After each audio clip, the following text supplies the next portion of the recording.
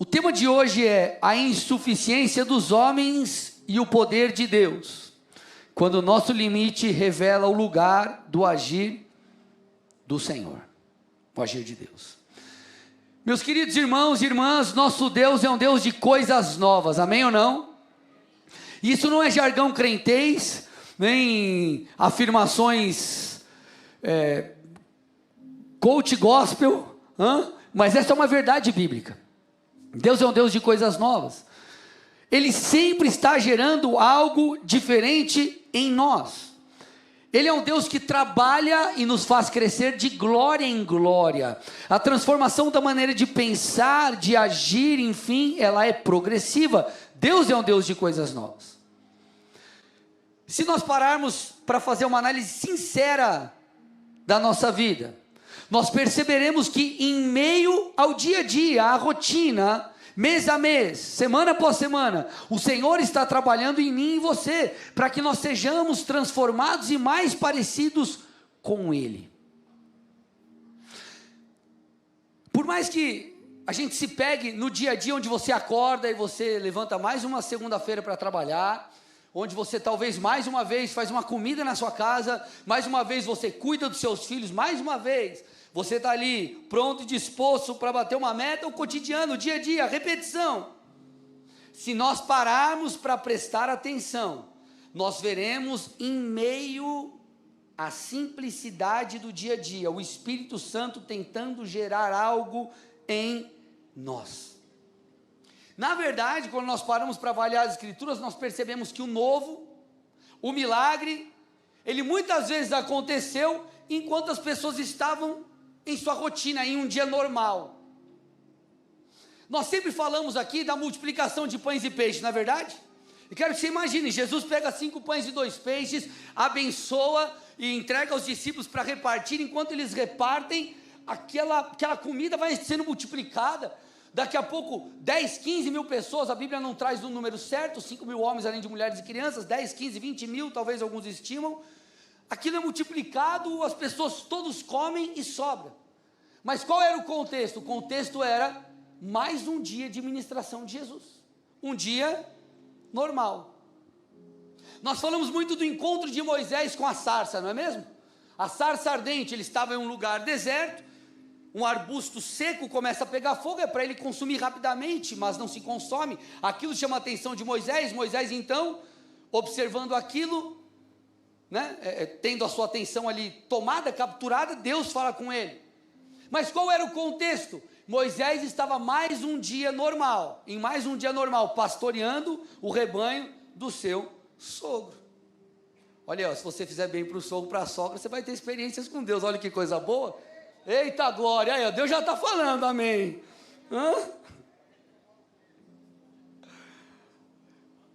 Qual era o cenário de crescimento espiritual, gente, da igreja primitiva? O crescimento se dava enquanto eles buscavam ao Senhor, caminhavam em unidade, dia a dia. O texto diz, enquanto eles faziam isso, o Senhor acrescentava mais um dia normal. O que eu estou tentando te dizer é, Deus sempre está em movimento. Deus sempre está em movimento. Deus sempre está se movimentando, Ele sempre está agindo em mim e em você de maneira intencional, progressiva. O que nos falta muitas vezes é ver. Observe as estações: primavera, verão, outono, inverno. Parece sempre a mesma coisa. Você olha e fala, mas meu Deus, está muito quente. Talvez alguns digam, aleluia, eu adoro o calor. Outros falam, misericórdia, eu não suporto. Aí daqui a pouco chega junho, todo mundo começa a se preparar para o frio. Você tira aquele casaco do armário, você tira aquele cobertor, e vai, mais um ano, mais um inverno, mais um verão, mais uma primavera. Só que o ciclo das estações se repete ano após ano. Mas aquela planta, aquela flor que brota na primavera, por mais que se pareça com a anterior, é sempre uma nova flor, uma nova criação, algo novo. Paulo expressa muito bem isso aos Filipenses. Ele diz assim, eu estou certo de que aquele que começou a boa obra em vocês há de completá-la até o dia de Cristo Jesus. Deus está fazendo algo novo. Deus está nos levando a esse lugar onde nós somos mais uma vez transformados.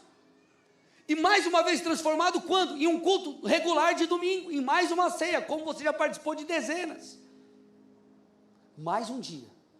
Só que a cada dia nós temos a oportunidade de recebermos algo novo do Senhor. O maná, ele vinha do céu, e eles comeram aquilo pelo tempo necessário, mas a cada dia vinha uma porção nova. Deus está fazendo algo novo em mim, em você.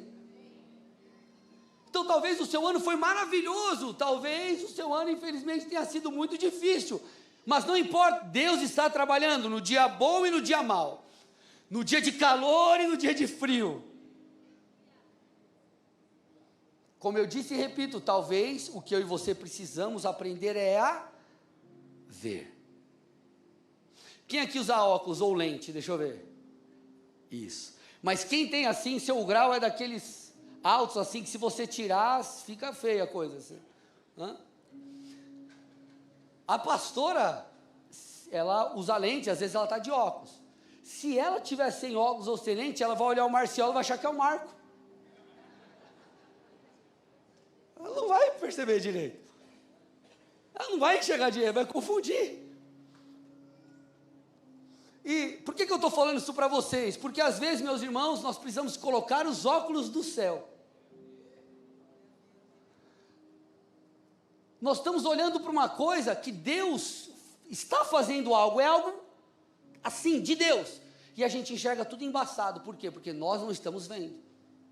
Porque nós estamos feridos pelas circunstâncias, frustrados com as questões negativas, com os sonhos não realizados, e nós não conseguimos ver a beleza daquilo que Deus está gerando em nós. Então nós precisamos usar as lentes corretas, porque senão nós não veremos o novo que está à nossa frente.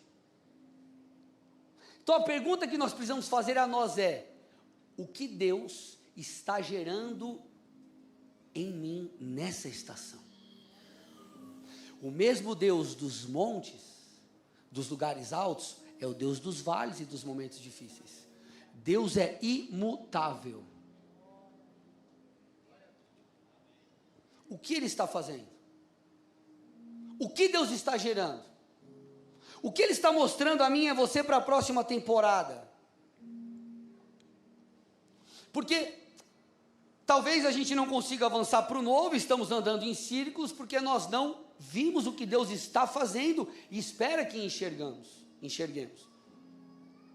Mas muitas vezes nós então enxergamos, e isso que Deus está nos mostrando está apontando o que virá. De qualquer forma, nós precisamos usar as lentes corretas, porque Deus está fazendo algo novo. E em meio a tudo aquilo que Deus gerou, talvez Deus tenha colocado algo novo em seu coração. Só que o novo, gente, ele sempre é desafiador, sim ou não? O novo sempre é desafiador. E ele envolve questões de fé, você não sabe como acontecerá. Quando eu havia recém-chegado no Paraná, eu lembro que eu me peguei ali, eu não lembro exatamente quanto tempo, um mês, era pouco tempo no início da minha mudança. Eu me peguei um dia chorando e falando ao Senhor: o que eu estou fazendo aqui? E eu penso que às vezes Deus, ele deve olhar e deve dar aquela risada assim, né? Não sabe o que está falando. Por quê? Porque essa minha mudança exigia um passo de fé. Sempre exigirá um passo de fé, porque o novo de Deus aponta para novos desafios. Um novo projeto profissional, um novo projeto no seu negócio vai exigir talvez um passo de fé, talvez uma mudança na sua rotina. Mudanças, é o novo. Uma nova etapa de desenvolvimento pessoal talvez vai exigir você sair da zona de conforto, se dedicar um pouco mais, botar a mão no bolso para fazer cursos, enfim, e desenvolver ali aquilo que você precisa desenvolver. Talvez o novo seja um alvo ministerial, um alvo familiar, eu não sei, mas o novo carrega consigo desafios. Mas a boa notícia é, Deus está fazendo algo novo em nós. A gente precisa enxergar. O que é o novo que Deus tem falado com você? Talvez o novo seja algo novo. Talvez o novo seja um renovo. Porque talvez você não enxergou o que Deus fez. E o que Deus está fazendo é algo no seu coração para que você seja renovado no propósito que Ele já te deu. Mas ainda que você esteja abatido, frustrado, prostrado, sem forças, Ele pode te renovar para que você continue. Deus está fazendo algo novo. E o novo muitas vezes envolve um renovo. Só que o novo carrega consigo desafios. Só que nessa manhã o Espírito Santo está falando comigo e contigo. E Ele vai abrir os nossos olhos espirituais para que possamos entender o que Ele está fazendo e o que Ele fará na próxima estação. Amém ou não? O novo envolve desafios. Um novo passo. Passo de fé. Ou uma retomada. Ou um recomeço. Ou um renovo. Porque o renovo ele é o novo. De novo. Porque você está dentro do propósito de Deus. Talvez você tenha se abatido. E Deus está te mandando se levantar. Amém ou não? Assim como Ele fez com Pedro. Assim como Ele fez talvez com alguns de nós ao longo da jornada. Deus está fazendo algo novo. Agora, o detalhe do novo é que o novo ele sempre... Ele traz consigo esse desafio de parecer maior do que a nossa capacidade. Quem já sentiu isso? Sentiu isso? Puxa, pastor, Deus me deu um desafio, mas eu olho e falo, olha, o desafio é realmente desafiador. Parece maior do que eu posso fazer. Quem já sentiu isso? Não é verdade? Agora, essa é uma novidade, não é uma novidade apenas, não é algo simplesmente que acontece comigo, com você. Em toda a Escritura nós vemos isso. Muitos personagens. Por exemplo, Neemias reconstruindo os muros. Um grande desafio. Daniel na cova dos leões, irmãos. Esther diante do rei. Nós olhamos as grandes histórias. Só que nós nos esquecemos de talvez nos colocarmos no lugar daqueles homens e mulheres e entenderem que foi um grande desafio. Então o novo ele carrega em si uma empolgação, mas ao mesmo tempo um sentimento de inadequação. Uau! Aí do outro lado é Jesus amado, né? Na frente você está lá, vamos lá! Você está lá na tua equipe, lá na tua empresa, vamos embora! Aí você vai para o seu escritório, fecha a porta e fala, Jesus tem misericórdia, por favor. Então é um misto de, que coisa incrível, com como isso será possível. Não é mesmo, irmãos? Olha que interessante, quando nós olhamos para o relato, quando Deus envia um anjo para falar com Maria, ela teve esse sentimento, de que ela daria luz ao Filho de Deus. Abra comigo Lucas capítulo 1, versículos 26 a 33. Olha lá. 26 a 33. No 6º mês, o anjo Gabriel foi enviado por Deus a uma cidade da Galiléia chamada Nazaré, a uma virgem que estava comprometida a casar com um homem da casa de Davi, cujo nome era José. A virgem se chamava Maria. E aproximando-se dela, o anjo disse, salve agraciada, o Senhor está com você. Ela, porém, ao ouvir essa palavra, perturbou-se muito e pôs-se a pensar no que poderia significar essa saudação. Mas o anjo lhe disse, não tenha medo, Maria, porque você foi abençoada por Deus. Você ficará grávida e dará à luz a um filho, a quem chamará pelo nome de Jesus. Este será grande e será chamado Filho do Altíssimo. Deus, o Senhor, lhe dará o trono de Davi, seu pai. Ele reinará para sempre sobre a casa de Jacó, e o seu reinado não terá fim. Eu quero que você imagine um anjo aparecendo e falando com Maria. Você vai ficar grávida, você vai dar luz a um filho, mas não é qualquer filho. Esse será o separado, alguém separado por Deus, e explica tudo que nós lemos aqui. Só que no versículo 34, Maria reage.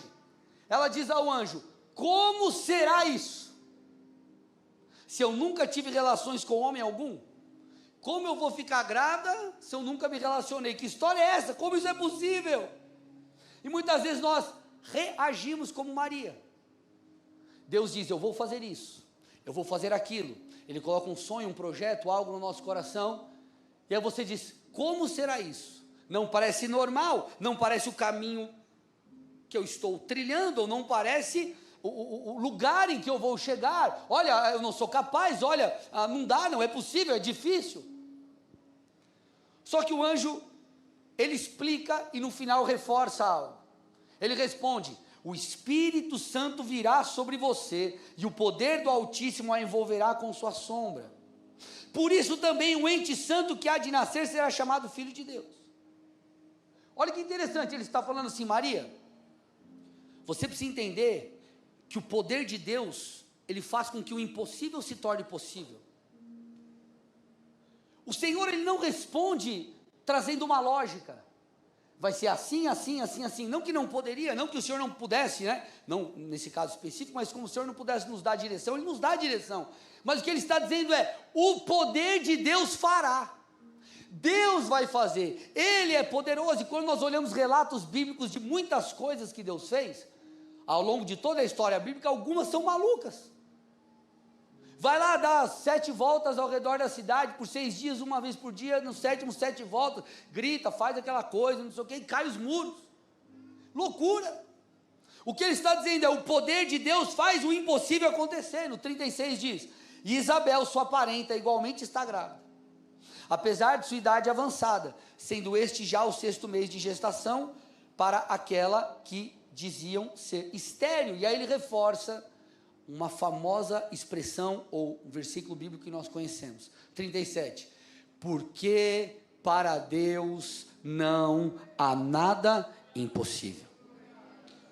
Porque para Deus não há nada impossível. O texto escancara uma verdade a mim e a você.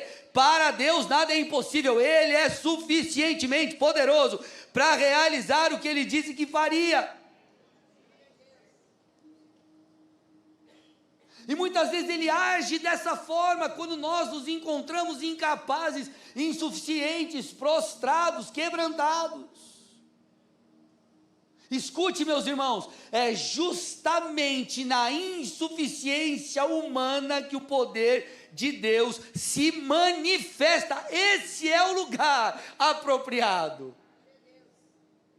Ele não é o lugar de derrota, de frustração e de desânimo. Na verdade, é um lugar onde tudo começa. Deus é especialista em fazer com improváveis coisas incríveis. Alguns exemplos, Amós. Amós, ele era um agricultor, um pastor de ovelhas, anônimo, irmãos, que Deus levanta como um profeta para confrontar a nação. Gadareno, o que falar do Gadareno, irmãos? O Gadareno. Quem aqui faria como Jesus enquanto líder? Expulsa o demônio do Gadareno e manda ele ser usado pelo Senhor. Assume o ministério aí, Gadareno. O Gadareno, alguém possesso por uma legião de demônios, é enviado como missionário por Jesus para alcançar toda a Decápolis. Ruth, irmãos, viúva, pobre, estrangeira, mas colocada por Deus na genealogia do próprio Cristo. Vocês estão aqui ou não? Irmãos, a lista é longa. Nós poderíamos citar outros nomes, mas o que eu preciso que você entenda é, Deus é especialista em revelar o seu poder em meio à impotência humana. Deus, Ele não se intimida pela nossa fraqueza, na verdade Ele a usa para mostrar quem Ele é. Espiritualmente falando, a fraqueza é um lugar de força. Quando nós agimos da maneira certa, é o que nós vamos falar aqui. A fraqueza não é um lugar de derrota, mas é onde começa a intervenção divina. Vocês estão prontos para ouvir o que segue agora? Vamos embora? Olha o que Paulo fala em 2 Coríntios 4, versículo 7. Temos, porém, este tesouro em vasos de barro, para que se veja que a excelência do poder provém de Deus e não de nós. Ele está falando do Espírito em nós, do Senhor em nós. Na antiguidade, meus irmãos, vasos de barro eram recipientes comuns, baratos, facilmente quebráveis, só que eles guardavam objetos de valor. Só que o que tinha valor era o que estava dentro do vaso e não o vaso em si. Então o que Paulo está falando é que Deus escolheu usar e derramar a sua glória, a sua presença em pessoas frágeis, comuns, como eu e você. A glória não está em mim nem em você, a glória está nele, é por ele, mas ele escolheu por seu amor nos usar. Então, o palco da manifestação gloriosa de Deus é justamente na fragilidade humana.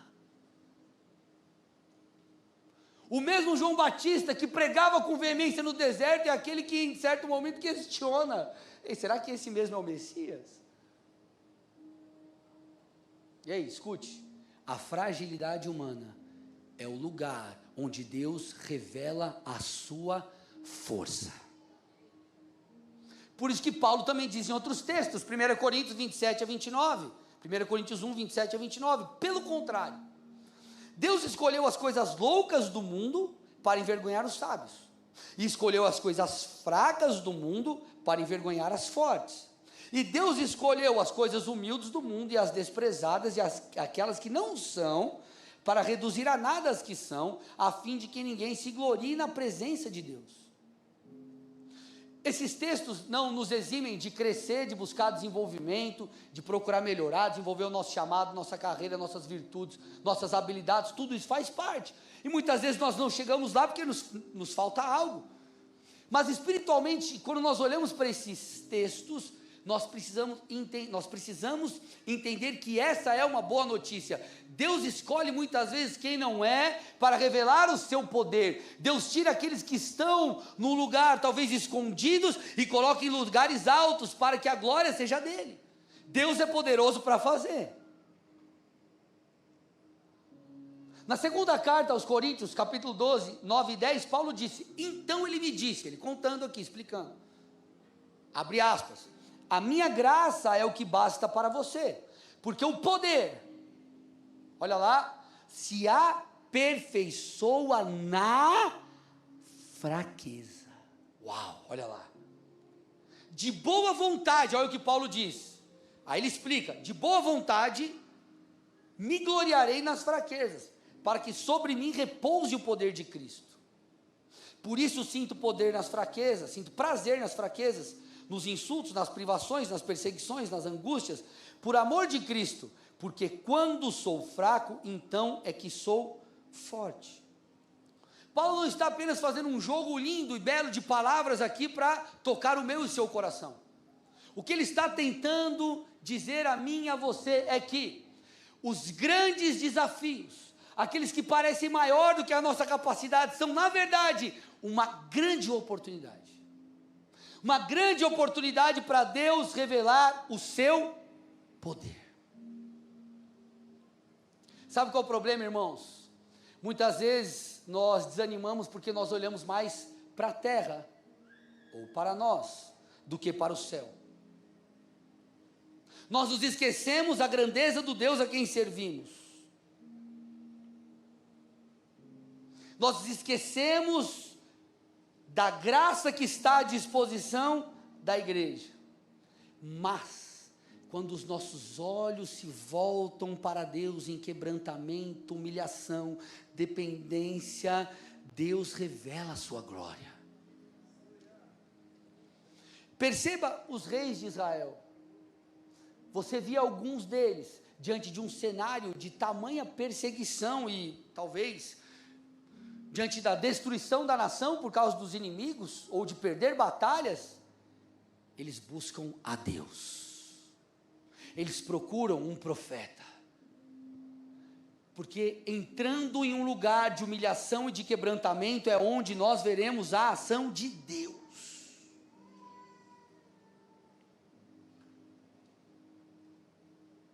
Deus revela a sua glória em um lugar de insuficiência. O que falar do tão conhecido Abraão, irmãos? Ele e sua esposa, um casal de idosos,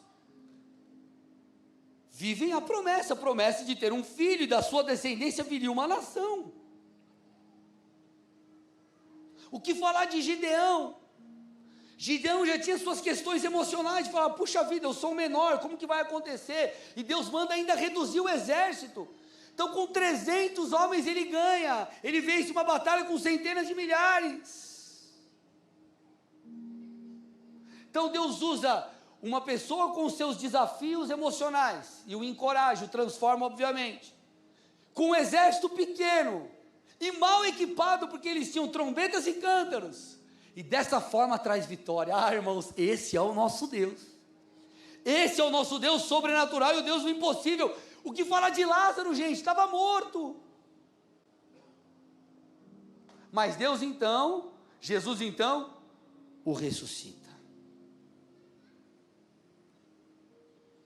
O que eu preciso que eu e você entendamos nessa manhã é: a glória de Deus é revelada justamente na insuficiência humana. Sabe o que essa palavra precisa gerar em mim e em você? Fé e esperança. Fé e expectativa, porque Deus pode fazer algo novo. Ele pode apontar algo novo, Ele pode renovar aquilo que estava sem vida, Ele pode trazer vida àquilo que estava morto. Ele está fazendo algo novo.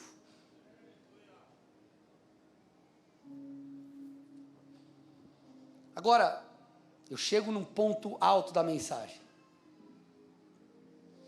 Qual deve ser a nossa atitude diante dessas verdades? Porque até agora, meus irmãos, eu não falei nenhuma novidade, não é mesmo? Nós sabemos que Deus pode realizar o impossível, nós sabemos que Deus é poderoso para fazer cada uma dessas coisas, nós sabemos. A grande questão é se eu e você ficarmos apenas no nível da consciência. Presta atenção.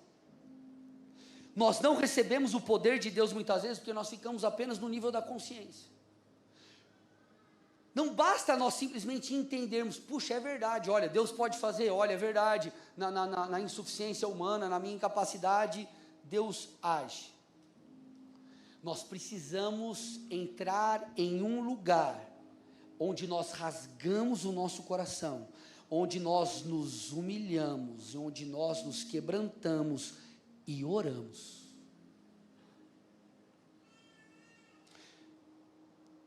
Jesus nos ensina sobre o céu vir à terra, através da oração do Pai Nosso. A Bíblia diz que nós receberemos, não apenas porque nós sabemos, nós receberemos porque nós pedimos. Vocês estão aqui ou não? A questão é, nós muitas vezes não recebemos isso, ativamos isso, porque nós estamos apenas no nível da consciência. Nos falta humilhação, quebrantamento, oração, busca. O relato muito interessante das Escrituras que nos ensina isso é o posicionamento de Josafá, rei de Judá. Eu peço que você abra comigo em 2 Crônicas, capítulo 20, versículos 1 e 2. 2 Crônicas 20, 1 e 2. Diz o texto: depois disso, os filhos de Moabe e os filhos de Amon, com alguns dos meunitas, vieram para fazer guerra contra Josafá. Então vieram alguns que avisaram Josafá, dizendo: uma grande multidão está vindo contra Judá, do outro lado do Mar Morto da Síria. Eis que eles já estão em Hazazon Tamar, que é em Gede. Nós olhamos esse texto e às vezes a gente não para pensar ou refletir sobre. Mas Josafá, ele estava diante de um cenário muito complicado, meus irmãos. O texto mostra uma aliança de 3 povos: os moabitas, os amonitas e os edomitas. E eles marchavam contra Jerusalém. O detalhe, gente, é que O exército inimigo era enorme, era maior do que o povo de Judá poderia enfrentar. Isso representa desafios que estão diante de nós. Muitas vezes eles são também maiores do que nós temos capacidade de fazer, de resolver, de lutar contra e de nos posicionarmos. Como muitas vezes o novo que Deus tem, ou o renovo que Deus tem. Só que o texto então mostra a postura de Josafá, e aqui eu preciso que você preste atenção em cada versículo. Coloca para mim a partir do 3, nós vamos até o 12. Então Josafá teve medo e decidiu buscar o Senhor. Olha lá, olha a postura dele. Ele decidiu buscar o Senhor. Se ele buscou o Senhor, é porque ele sabia que Deus poderia resolver. Então ele saiu do nível intelectual, do conhecimento, da consciência. E o texto diz, ele proclamou um jejum em todo Judá. Escute, meus irmãos, jejum é uma das ferramentas mais importantes, sabe do quê? De humilhação. Deus, eu me humilho.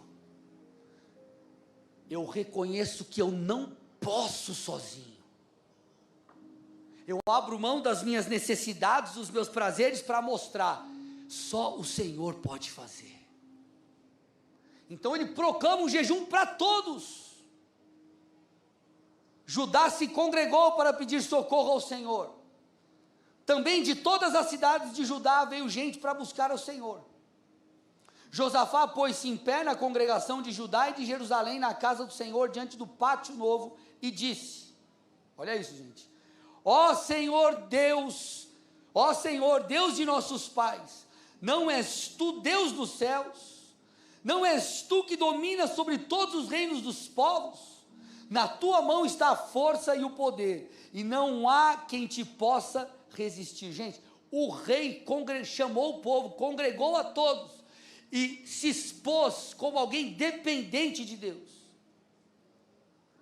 E ele continua, ó nosso Deus, acaso não expulsaste os moradores dessa terra diante do teu povo de Israel, e não a deste para sempre a posteridade de Abraão teu amigo? Eles têm morado nela, e nela edificaram um santuário ao teu nome, dizendo, se algum mal nos sobrevier, espada, juízo, peste ou fome, nós nos apresentaremos diante desse templo e diante de ti, pois o teu nome está nesse templo, e clamaremos a ti na nossa angústia, tu nos ouvirás e livrarás. E agora eis que os filhos de Amon e de Moabe, e os do monte Seir, cujas terras não permitiste a Israel invadir, quando vinham da terra do Egito, mas delas se desviaram e não os destruíram, eis que eles estão nos recompensando assim, estão vindo para nos expulsar da tua propriedade, que nos deste em herança. Ó nosso Deus, acaso não executarás o teu juízo contra eles? Porque em nós não há força para resistirmos a essa grande multidão que vem contra nós. Não sabemos o que fazer, mas os nossos olhos estão postos em ti. Não sei o que fazer diante da multidão, mas uma coisa eu sei: o Senhor responde ao quebrantamento do seu povo. O Senhor faz forte aquele que demonstra a sua fraqueza. O Senhor é poderoso. O Senhor é poderoso. Então, meus irmãos, sem força, sem estratégia, Josafá reage da maneira certa. Ele se quebranta diante de Deus, ele convoca o povo ao jejum, à oração e à unidade, ao clamor em unidade. Josafá então não apenas se quebranta, mas reconhece o poder de Deus, expressa a sua fé, declarando, demonstrando a sua total insuficiência. E o ponto alto da oração é o último versículo que nós vemos aqui. Não sabemos o que fazer, mas os nossos olhos estão postos em ti. Bom, resultado, talvez você conheça a história, e se você conhece, você sabe. O Senhor traz um profeta, e esse profeta diz, a batalha não será do povo, a batalha será de Deus. Apenas continue crendo, confiando. Então, quando o povo louva, Deus age. Deus confunde os inimigos, que eles começam a lutar uns contra os outros e se destroem mutuamente. Olha o que diz o texto, 21 a 24. Depois de se aconselhar com o povo, Josafá designou os que deveriam cantar ao Senhor. Vestidos de ornamentos sagrados e marchando à frente do exército, deveriam louvar, dizendo: deem graças ao Senhor, porque a sua misericórdia dura para sempre. No momento em que eles começaram a cantar e a dar louvores, o Senhor pôs emboscadas. O Senhor pôs emboscadas contra os filhos de Amon, o próprio Deus, e de Moabe e os do monte Seir, que vieram contra Judá e que foram derrotados. Porque os filhos de Amon e de Moabe se levantaram contra os moradores do monte Seir para os destruir e exterminar. E quando eles tinham acabado com os moradores de Seir, atacaram e destruíram-se uns aos outros. 24. Quando os homens de Judá chegaram a um lugar alto de onde se pode olhar para o deserto, procuraram ver a multidão, e eis que somente avistaram cadáveres estendidos no chão, não havia nenhum sobrevivente. Meus irmãos, Judá vence sem levantar a espada. Eles recolhem abundantes despojos e voltam para Jerusalém celebrando. A história de Judá não deve ser apenas uma história distante, através da qual nós exaltamos o nome do Senhor. Ela pode ser uma história semelhante com a minha e com a sua. Nós precisamos olhar para aquilo que Deus fez, para a postura do povo, e devemos fazer o mesmo. Eu sei quem Deus é, mas eu não fico apenas no nível de consciência. Eu me prostro, eu me humilho, eu entro em um lugar onde Deus vai mudar todas as coisas através do meu quebrantamento, da minha oração e da minha adoração. Muitas vezes, meus irmãos, é como se Deus fechasse todas as portas, para que a gente entrasse apenas por uma, que é a porta daquele quarto fechado onde ninguém te vê, mas Deus está te vendo. E ali naquele lugar onde você se humilha, você se prostra, você clama, aquele lugar que parece o lugar da humilhação diante dos homens, na verdade é o lugar da humilhação diante de Deus, porque é nesse lugar que Deus muda tudo. Agora, qual será a nossa postura diante do novo? Eu sei, Deus, que é difícil, mas eu sei que o Senhor é poderoso, e apenas isso? Ou será que nós vamos entrar nesse lugar onde nós vamos nos quebrantar, porque é ali que nós recebemos o poder de Deus, é ali que nós somos tocados, é ali que tudo muda. Por mais que a insuficiência humana demonstre uma fraqueza, a insuficiência humana não é uma falha, na verdade é o ponto de partida para o milagre, porque falar das grandes coisas que Deus quer fazer, e achar que nós somos bons o suficientes, irmãos, isso nada mais é do que orgulho. Só que o orgulho nos abate, e a humildade faz com que Deus se mova. Então, se nós queremos ver Deus agindo diante do novo, ou se nós queremos ver Deus trazendo um renovo, o que nós precisamos é nos humilhar. E essa humilhação, ela precisa vir de dentro, gente. Ela precisa vir de um lugar de quebrantamento, um lugar onde nós entendemos que nós realmente precisamos dele. Jesus disse: sem mim vocês não podem fazer nada. Nada que diz respeito à frutificação, nada que diz respeito à ação que Deus quer, o que Deus quer fazer através de nós, conseguiremos por nós mesmos.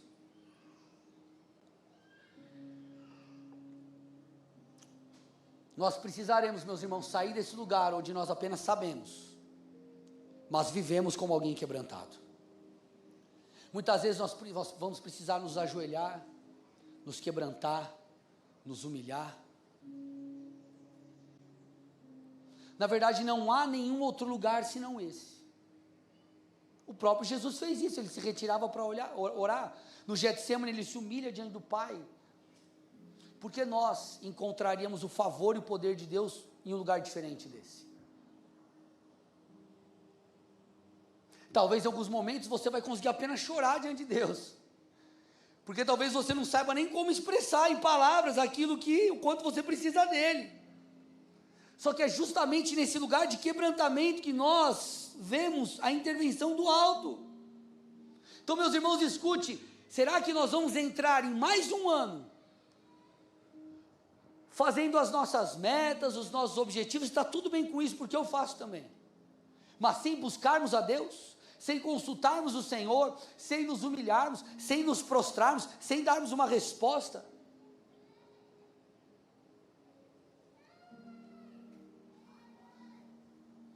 Ah, pastor, mas Deus sabe do nosso coração. Tudo bem, Deus sabe do nosso coração. Mas Ele manda eu e você fazermos coisas práticas. Muitas vezes, para alguns, o se ajoelhar é tentar se aparecer diante dos homens. Para outros, o se ajoelhar, e aqui está o ponto, é o maior sinal de rendição do seu coração, porque você não sabe mais o que fazer. Será que nós vamos terminar mais um ano e entrar mais um ano de uma forma qualquer, só sabendo o que Deus pode fazer ou buscando o poder de Deus para que Ele faça? Vivendo mais uma vez uma rotina muito louca, onde nós não permitimos enxergar o que Deus fez? Deixando Deus talvez como segundo, terceiro na fila da nossa vida ou como primeiro? Porque Josafá estava diante de uma situação que ele precisava de socorro.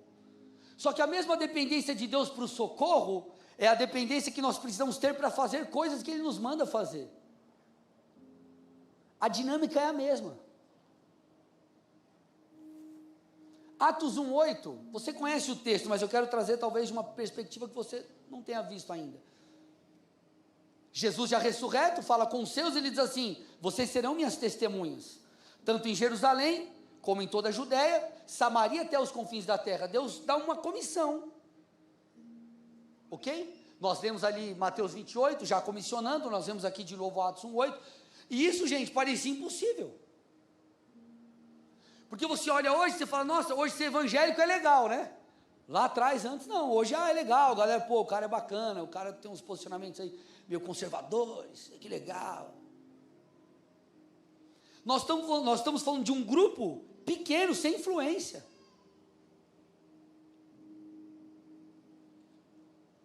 Aqueles que estavam no cenáculo, 120 que recebeu, nenhum deles era um líder político, um líder militar, alguém que tinha talvez aí 5 milhões de seguidores no Instagram, mais uns 3 milhões no YouTube. Então, como essa expansão, gente, não tinha carro, avião, helicóptero, tudo bem? Na velocidade que nós temos hoje. Eles viviam, como eu disse, em um contexto hostil. Havia perseguição dos judeus, a perseguição romana. A mensagem do evangelho, ela era perigosa, por isso que Paulo, ou melhor, por isso que Jesus foi morto, por isso que muitos líderes ali na igreja primitiva foram mortos. Como fazer isso? Parece inconcebível. Então a ordem de Jesus, vocês serão minhas testemunhas, Atos 1:8, Jerusalém, Judéia, Samaria e até confins da terra, parecia impossível, mas aconteceu. Jerusalém foi alcançada, Judéia e Samaria foram impactadas, o evangelho chegou ao mundo gentil e até os confins da terra, como hoje se vê. Mas a grande pergunta é, como isso foi possível? Ah, pastor, eles receberam o poder de Deus, ok, a gente vai chegar lá, mas qual foi a postura deles? Qual foi a postura?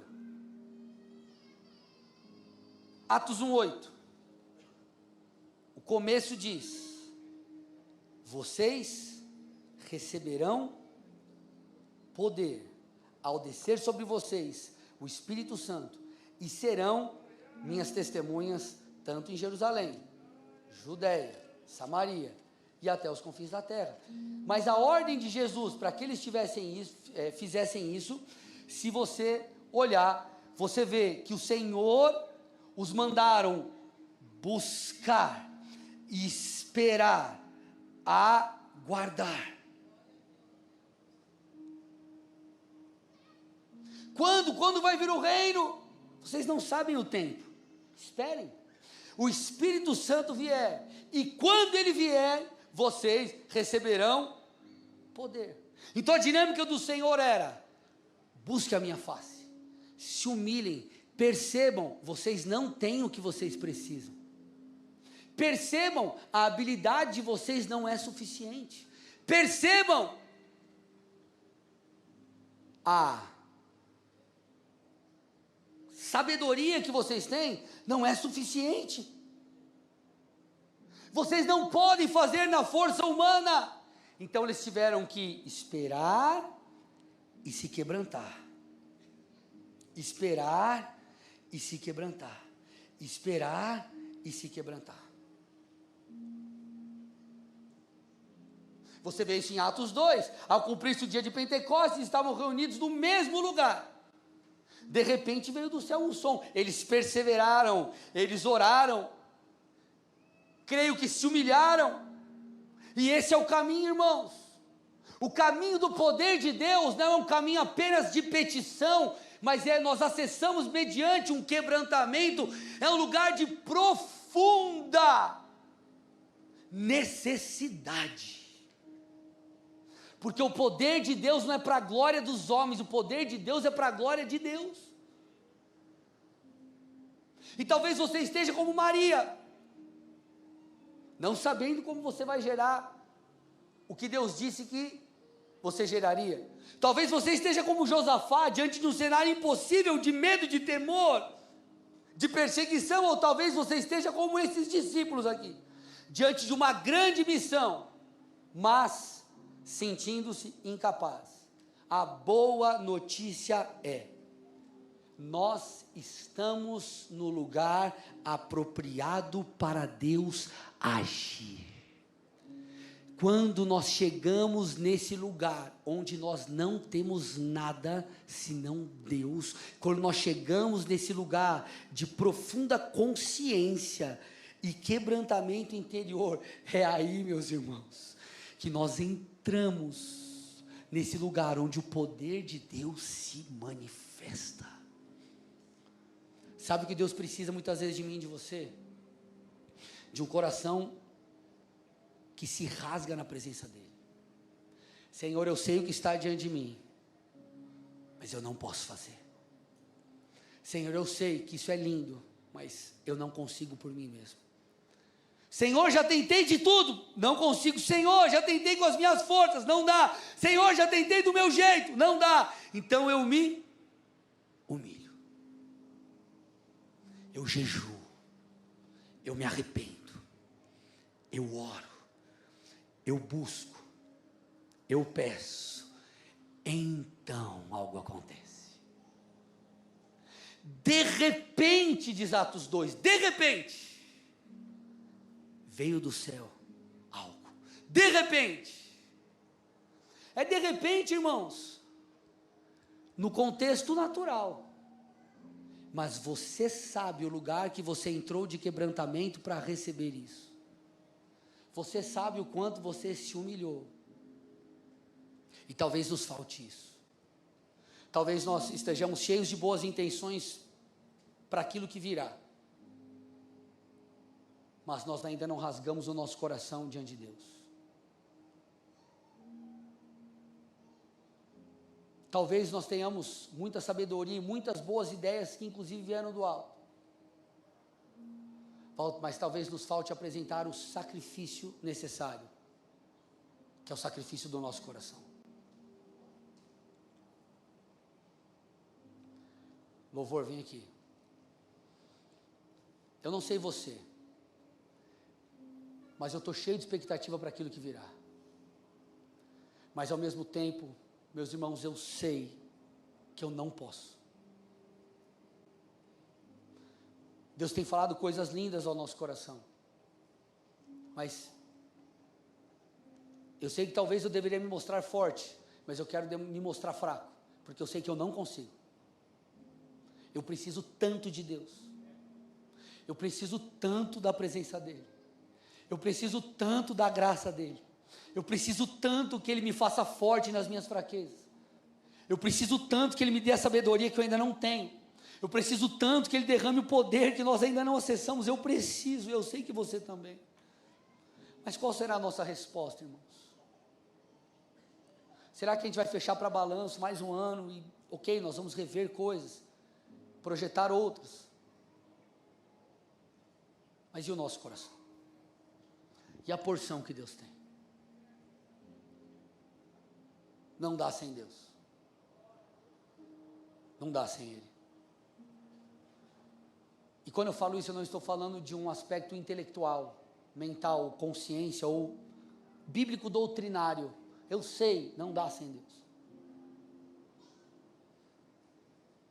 A grande questão é, eu não apenas sei, mas eu tenho a convicção no meu interior que é impossível e eu realmente preciso acessar um lugar nele. Mas a boa notícia é, quando nós nos apresentamos com a fraqueza humana, Deus então revela a sua força.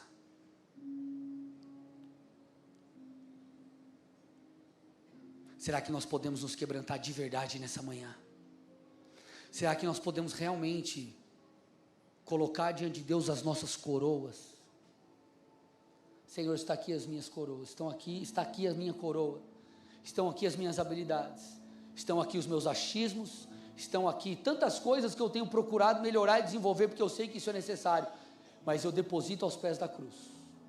Não dá sem Ti. Não dá, não dá, não dá e não dá. Pai, nós queremos